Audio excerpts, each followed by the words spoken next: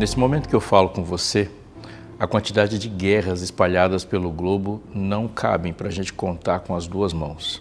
Sim, são muitas. Tantas que os nossos mecanismos midiáticos não conseguem noticiar sobre todas e sempre é escolhido alguma guerra que mais os afeta, as nossas guerras preferidas. Mas o mundo é um mundo em guerra. Nos últimos 2000 anos, poucas gerações, ou talvez nenhuma, se a gente for afundar um pouco mais a pesquisa, viver em um ambiente ou num tempo histórico onde não tinha nenhuma guerra acontecendo em lugar nenhum. Nós, por exemplo, estamos muito próximos de duas grandes guerras, as guerras mundiais, e que nos afetam em suas consequências até hoje. Mas as guerras não são só geopolíticas, não são só aquelas que envolvem canhões e bombas ou as guerras cibernéticas. Nós temos guerras entre famílias, temos guerras entre pessoas do mesmo país e existe uma guerra dentro do coração humano que produz todas as outras. Essa é a grande realidade. O coração humano caído é um campo de batalha, o tempo todo. E essa batalha vai aparecer em todas as relações. E é neste momento que a promessa de Deus tem que entrar em ação e nós devemos nos render a ela porque a paz é uma necessidade. Mas quais são os passos para a gente pensar e viver essa paz, obter essa paz? A Bíblia não nos deixa a deriva sobre isso. Ela fala sobre essa paz e como obtê-la. E nós vamos conversar sobre isso, então não saia daí. Está só começando o Fé para Hoje.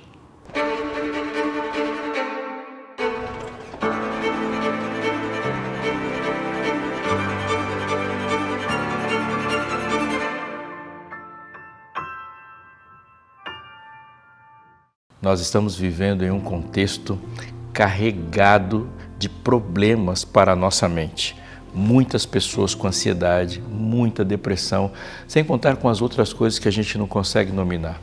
A verdade é que a mente é de fato um campo de batalha e nós precisamos blindá-la para sermos pessoas que vivem com um pouco mais de conforto e auxiliar as pessoas ao nosso redor. Foi por isso que a Novo Tempo lançou essa revista Esperança Mente Feliz, que é um sucesso, tem chegado até as pessoas e ajudado muitas pessoas, não somente a sair dos problemas onde elas se encontram, como também a proteger a sua mente e a ajudar no desenvolvimento da sua família, longe desses males que têm afetado o mundo todo. Ela foi feita para você e chegará até você se você pedir. Ao ligar para a gente aqui, falar conosco pelos contatos que nós estamos mostrando agora para você, você vai falar com a equipe da Escola Bíblica Novo Tempo, que vai ter a maior alegria de conversar com você e pode esperar que gratuitamente ela chegará até a sua casa e você vai poder ter na sua mão uma arma contra todos os ataques que a sua mente pode estar sofrendo. Liga para a gente que ela chegará até você e se torne membro da Escola Bíblica da Novo Tempo.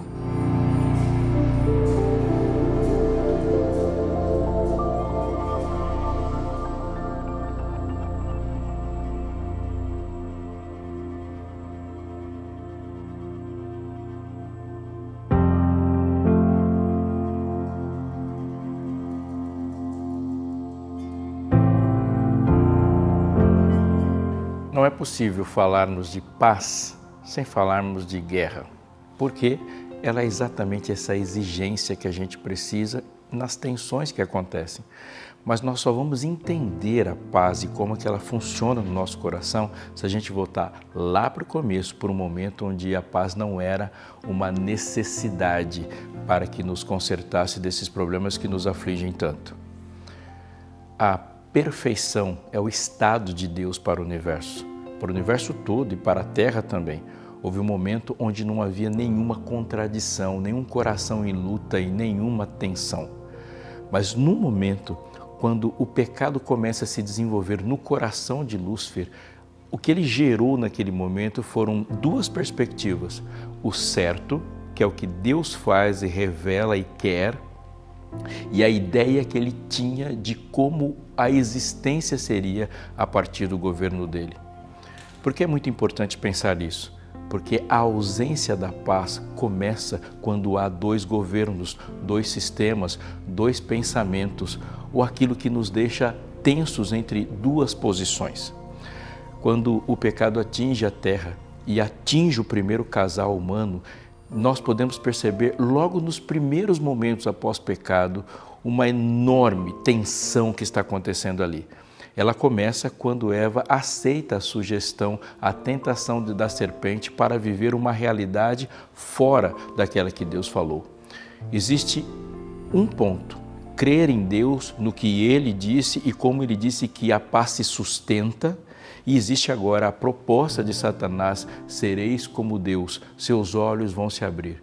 Duas coisas, duas realidades, e só uma vai subsistir. E dentro do coração humano, agora a corda se estica e a paz começa a se dissipar.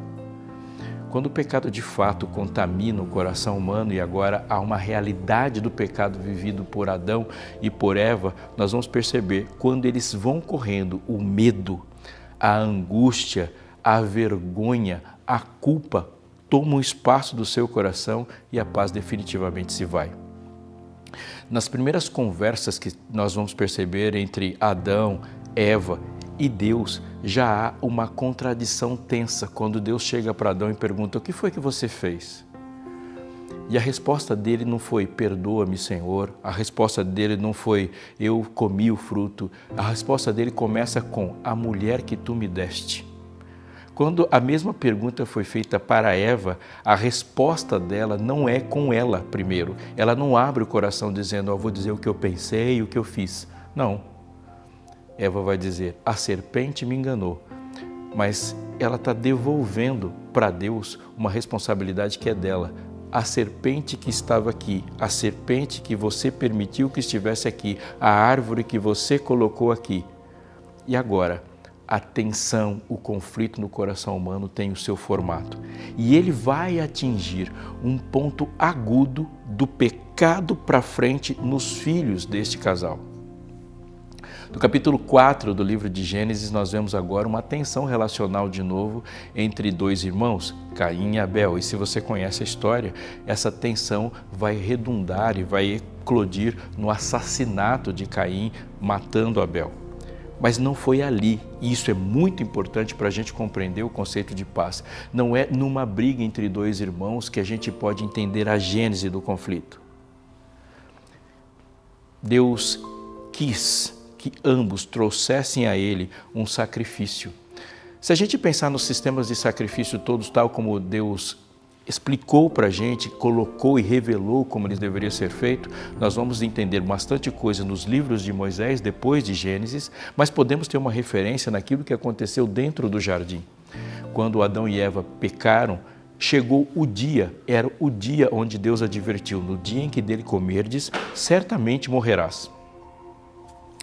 Mas naquele dia eles não morreram, mas houve uma morte, e a morte foi do cordeiro, porque eles saíram de lá, e nós podemos ler isso em Gênesis 3, eles saíram de lá cobertos com pele do cordeiro.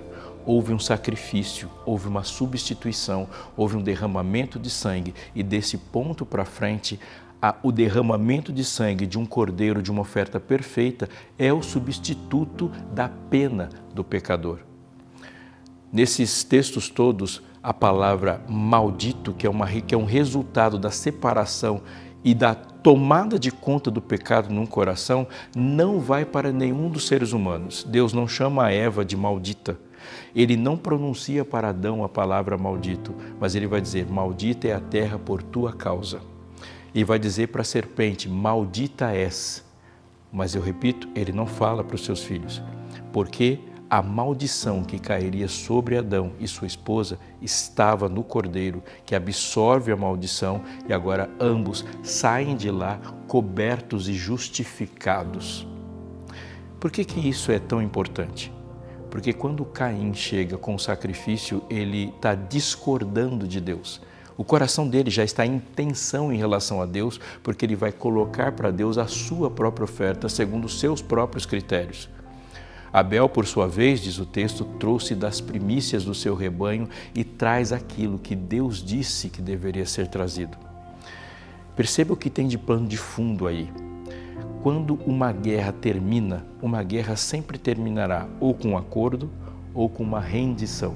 No final da Segunda Guerra Mundial, quando no Pacífico os conflitos chegaram ao fim, aquilo que foi chamado de eixo, ao se render, eles entregam tudo. Ninguém se rende balançando uma arma, as pessoas se rendem balançando uma bandeira branca. Aquele que se rende se submete às regras daquele que venceu a guerra. Na guerra no nosso coração, somente Jesus vence. Não somos capazes de vencer essa guerra. Mas quando a vitória de Jesus sobre o pecado em nós e sobre o destino que o pecado trouxe para nós, que é a morte, acontece, as regras dessa rendição são dele. É por isso que nós nos rendemos. Caim agora ele caminha na direção de Deus, trazendo as suas próprias regras, como se Deus tivesse perdido e ele o Salvador. Há uma frase que eu gosto de dizer e repito para você: na lógica da relação que temos com Deus entre salvação e graça, toda a glória tem uma só direção: glória para cima, perdão para baixo. Caim inverteu isso. E agora, diante do altar, começa uma inimizade tomar muito formato entre Caim e Deus. Ele ouve de Deus: se você fizer o certo, você vai ser aceito. E agora há uma luta entre Deus e o mal no coração de Caim. Aquela luta vai tomando forma e Caim não permite que Deus avance o seu coração e se posiciona como inimigo de Deus. O golpe que Abel recebeu, portanto, era um golpe que Caim não conseguiu dar em Jesus. E agora, por não poder ferir Jesus, por não poder atacar Jesus, ele entra em guerra contra o seu irmão e o mata. O capítulo 4 de Gênesis, ele nos dá um panorama daquilo que vai acontecer no mundo desde aquele dia até então. Eu digo para você uma coisa muito importante para a gente saber quando falamos de paz. Toda guerra que temos entre nós começou com uma guerra que temos com Deus. E é por isso que precisamos abrir a Bíblia também para entender como que se dá a guerra e a paz com Deus.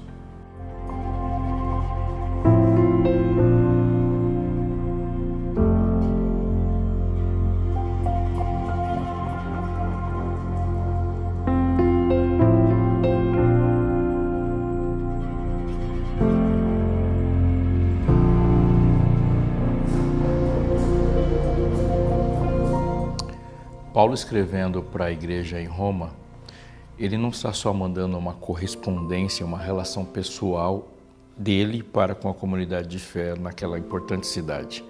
Paulo está fazendo um tratado, o mais poderoso e rico texto bíblico ao descrever pecado e salvação. E Paulo segue a lógica. Quando ele vai falar de salvação, ele explica qual é o tamanho do problema, onde está o problema. Portanto, no primeiro capítulo, ele fala da perversidade humana, do seu estado mental deplorável. Ele fala do problema que se dá pela lógica suicida dos gentios. Mas entre tudo isso, vai se destacar um verso muito importante que começa assim: a ira de Deus se manifesta do céu contra. E agora ele vai descrever. Nesse capítulo 1 da carta aos Romanos, ele coloca isso como uma estrutura sem a qual a gente não entende o pecado. Qual é o grande preço do pecado? Qual é a pena do pecado? A pena do pecado é a morte, você pode responder, e ele mesmo fala: mas o pecado coloca-nos em oposição a Deus e sujeitos à ira dele. Note que no texto de Romanos capítulo 1, no verso 16, ele diz que a ira de Deus se revela do céu. A ira de Deus não está no passado, ela também não está no futuro, ela está no presente e não somente aqui. Qual é o grande problema, portanto, que o pecador tem em permanecer deliberadamente no pecado hoje? Ele está em oposição a Deus e está sob a sua ira, não uma ira futura, nem uma ira passada. Ele está sob uma ira presente numa relação de inimizade para com Deus. No que isso implica quando nós vamos pensar em paz?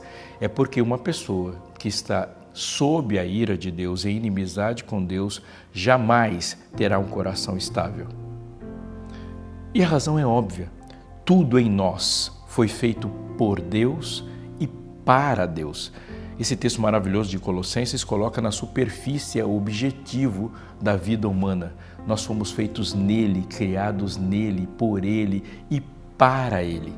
E agora, quando se coloca em um ser humano em inimizade contra Deus, tudo fica esquisito, tudo fica fora do lugar, porque se peca, e sempre que alguém vai pecar usando alguma ferramenta que é de Deus, seja ela material ou não.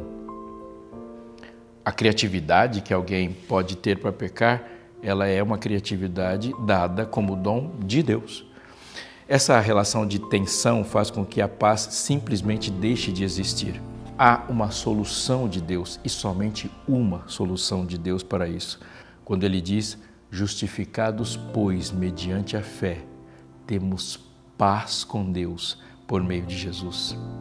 É a justiça de Deus que se dirige a nós e perdoa o pecador e quebra os muros da inimizade, demole as pontes da inimizade e tira a distância que existia entre nós e Deus, que nos devolve a paz.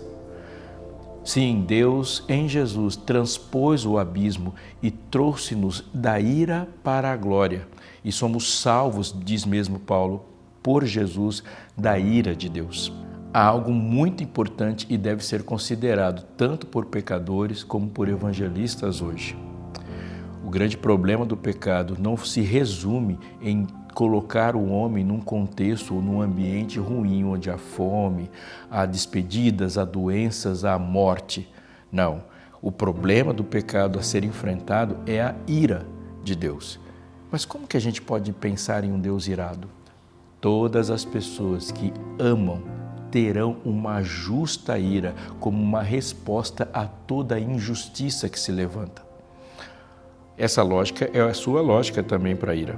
Quando você está diante de algo flagrantemente injusto, você também fica e se enfurece contra isso. Deus ama e Ele não permite que haja algum direito de o pecado existir em nenhum lugar do seu universo. Jesus estende a mão. O texto do Antigo Testamento, na definição de um efeito de pecado, é muito importante para a gente entender aqui, porque ele diz que os nossos pecados fazem separação entre nós e o nosso Deus e fecham-lhe os ouvidos para que ele não nos ouça. Ou seja, é uma definição de inimizade. Em Jesus temos a paz. Tem um verso que vem à nossa mente imediatamente quando se fala isso, nessa missão de Jesus sobre a paz, que é a mensagem natalina, quando os anjos vieram anunciar o nascimento de Jesus lá em Belém e naquela colina eles cantam naquele coral, na audiência de pastores, a canção é Paz na terra aos homens a quem Deus quer bem. Chegou o maravilhoso conselheiro, Pai da eternidade, príncipe da paz. A paz entre os homens e Deus é selada pela intercessão de Jesus, que morre no nosso lugar e absorve Ele o cálice do furor da ira. Quando Ele diz, afasta de mim esse cálice, mas recebe e aceita em sujeição ao Pai, Ele está dizendo que você não precisa se aceitá-lo, não precisa, você não vai passar por nada perto desse cálice, porque Deus absorveu em Jesus toda aquela ira. Porque isso é importante, repito, ao se falar de paz, é porque a paz de Deus nos faz pacificadores. No processo de transformação do coração, maravilhosamente descrito pelas bem-aventuranças em Mateus 5, depois que todos os passos da bem-aventurança vão sendo colocados passo a passo adiante na profundidade com que Deus vai entrando no coração pecador e transforma-lhe a vida, quando a sua vontade é mudada, quando agora ele não mais tem fome e sede de glória, de pecado, de ganância, ele passa a ter fome e sede de justiça, há uma transformação que irradia dele, se torna puro de coração, se torna misericordioso e se torna pacificador. E essa semente da paz agora para ele é um elemento com que ele vai se relacionar com todos. Gálatas 5:22 diz que o fruto do Espírito é amor, alegria, paz. A paz, como os outros frutos do Espírito, elas são provenientes da ação divina. Portanto, se a gente for pensar em tudo que a gente estudou até agora, primeiro, Deus faz a paz com os homens, tirando do coração dos homens a tensão de estar perdido, aquele desejo e a realização de colocar a cabeça no travesseiro e, como o salmista diz, em paz me deito e tranquilo me vem o sono, porque eu estou guardado e não há problemas entre eu e Deus, porque eu fui justificado e perdoado por Ele. Estamos bem, há uma alegria entre nós. Essa paz proveniente de Deus só é conquistada pela conquista de Cristo nos dando perdão.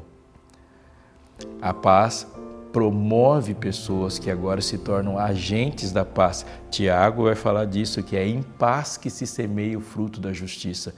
Portanto, agora toda a ação de transformação ela é feita pacificamente e produzindo paz. E agora, a relação com as pessoas vai mudar. Eu disse que Caim passou a ter uma tensão e falta de paz com seu irmão por causa da falta de paz que ele tinha para com seu Deus.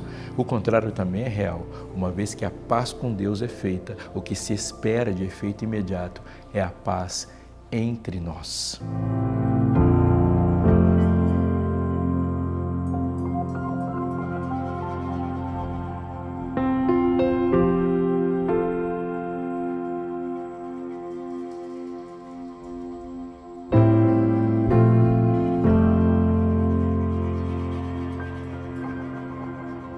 Paulo, escrevendo aos Filipenses, tem um texto no capítulo 4 que é tremendamente importante para entendermos a dinâmica da paz e como ela se estabelece em nós.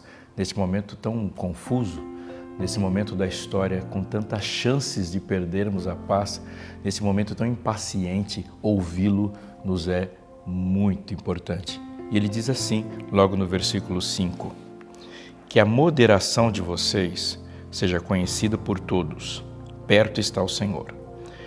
Não fiquem preocupados com coisa alguma, mas em tudo sejam conhecidos diante de Deus os pedidos de vocês, pela oração, pela súplica, com ações de graça.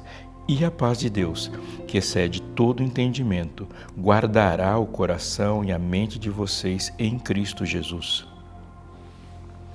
Esse versículo deve ser lido muitas vezes, absorvido em um momento tão ansioso da história.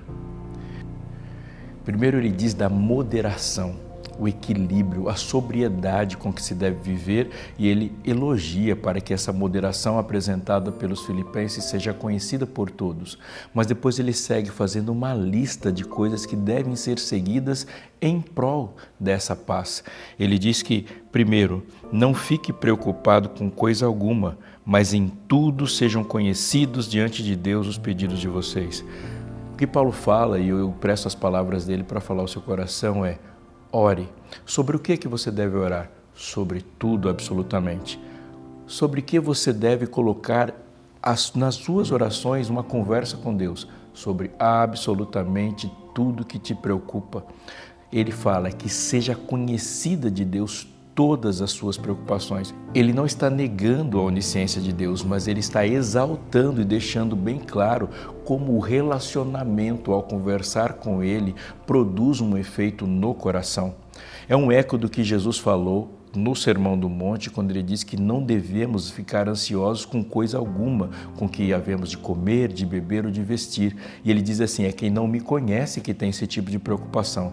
Você tem que focar e buscar em primeiro lugar o reino de Deus e a justiça desse reino, e as outras coisas nos serão acrescentadas. Jesus nos propõe uma troca, entrega as suas ansiedades, as suas preocupações para mim, e eu entrego para você um sentido para a sua vida também, e é nesse sentido de fazer o que eu coloquei para você se realizar, que você terá paz.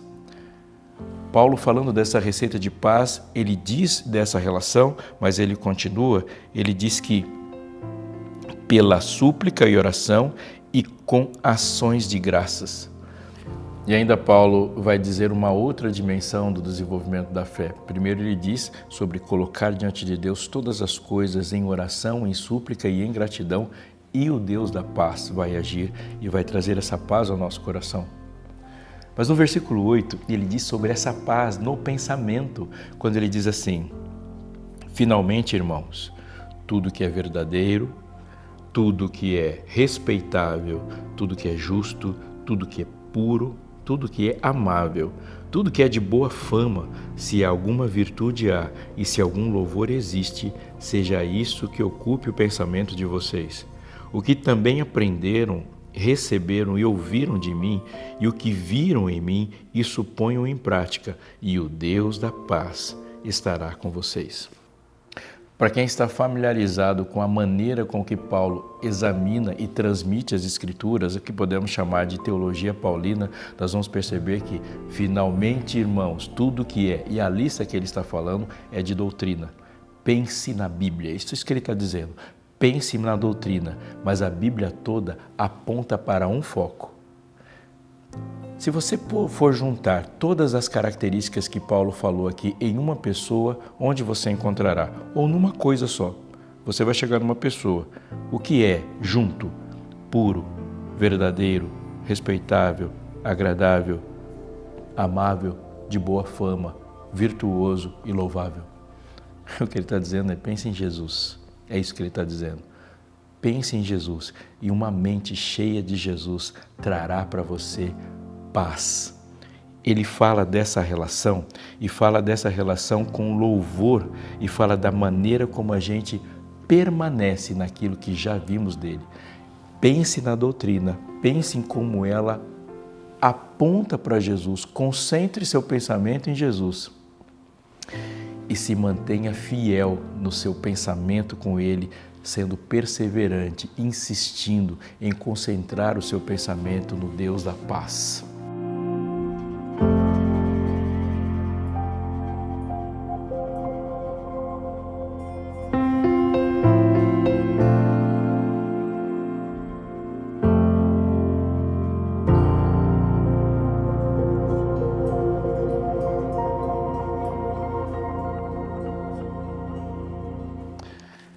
No Fé para Hoje, neste episódio, nós vimos coisas importantes, fundamentais para experimentarmos a paz. Primeiro, devemos ter consciência que só vamos experimentar a paz de Deus quando estivermos em paz com Deus. Isso é muito importante. Tudo começa com a justiça de Deus, o perdão de Deus, e o nosso relacionamento com Deus vai se desdobrar em paz nos relacionamentos com os irmãos.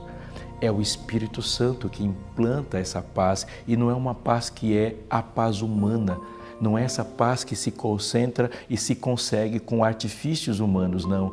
É a paz de Deus que excede todo entendimento. Vivendo essa paz, colocando e exercitando a oração e exercitando um pensamento concentrado na Bíblia, teremos a paz que Ele prometeu e o Deus da paz estará com você. E por fim, Ele não diz que Deus manda do céu paz para você, Ele diz que Ele está com você, habita seu coração e é a paz em você. No próximo programa vamos falar sobre um atributo do Espírito importantíssimo, a paciência, a longanimidade. Então está agendado já o nosso encontro. A gente se vê no próximo Fé para Hoje.